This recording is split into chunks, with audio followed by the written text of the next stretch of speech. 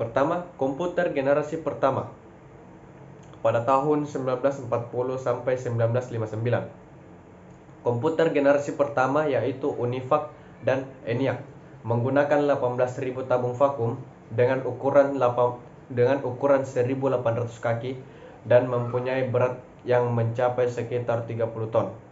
Selain itu, pengoperasian komputer ini sangat sulit dan biayanya sangat mahal. Dana yang diperlukan perangkat tersebut mencapai 1 juta US dollar.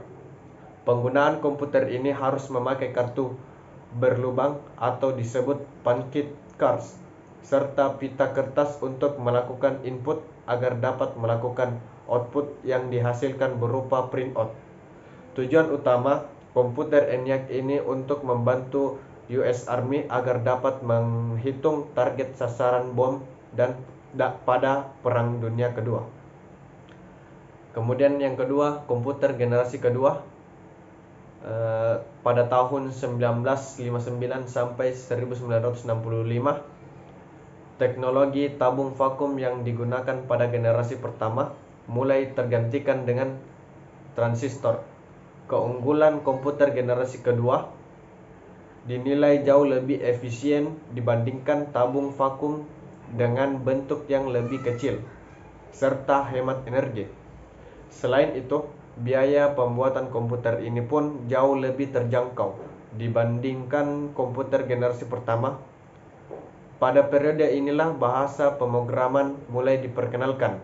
Komputer generasi pertama menggunakan bahasa mesin dan generasi kedua menggunakan bahasa assembly dan bahasa simbolik. Komputer generasi kedua ini banyak digunakan di beberapa instansi seperti universitas, perusahaan, hingga pemerintah. Contoh komputer generasi kedua yaitu IBM 7000, Atlas, Mark II. Selain itu, komputer generasi kedua ini teknologi penyimpanan memori dari drum magnetik sudah berubah menjadi teknologi magnetik.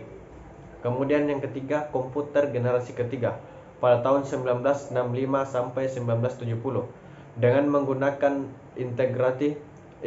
integrated circuit atau ICS.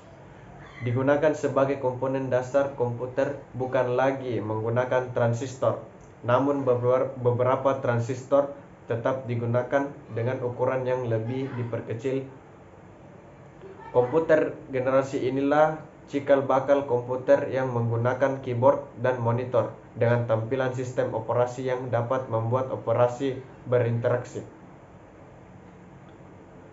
Komputer generasi 3 ini 10.000 kali lebih cepat dibandingkan generasi pertama.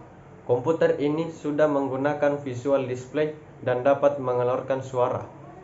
Selain itu, komputer generasi 3 ini sudah dapat melakukan multiprocessing dan mampu melakukan komunikasi dengan komputer lain. Komputer ini juga lebih murah dan dapat dijangkau masyarakat umum. Pada tahun ini juga komputer berkembang pesat. Kemudian yang keempat, komputer generasi keempat 1970 sampai sekarang. Komputer generasi keempat ini menggunakan mikroprosesor sebagai komponen dasar komputer. Chip mikroprosesor ini memiliki ribuan transistor dan beberapa macam elemen sirkuit yang saling terhubung menjadi satu. Pada periode inilah Intel menjadi perusahaan yang paling berpengaruh terhadap perkembangan chip mikroprosesor yang merupakan cikal bakal perkembangan komputer canggih seperti sekarang ini. Pada tahun 1971, IBM menciptakan komputer yang didesain khusus untuk kalangan rumahan. Pada tahun 1985, perusahaan Apple mengeluarkan sistem operasi komputer yang bernama Macintosh. Pada generasi ini, cikal bakal komputer dijinjing atau yang disebut sebagai laptop tercipta. Kemudian yang kelima, komputer generasi kelima pada tahun 1990 sampai masa depan. Masih dalam pembangunan di mana generasi ini memiliki kemampuan mendengar, berbicara, dan melihat tentunya. Generasi komputer ini sangat canggih. Komputer ini mempunyai teknologi yang dibuat dengan kecerdasan buatan atau yang disebut artificial intelligence.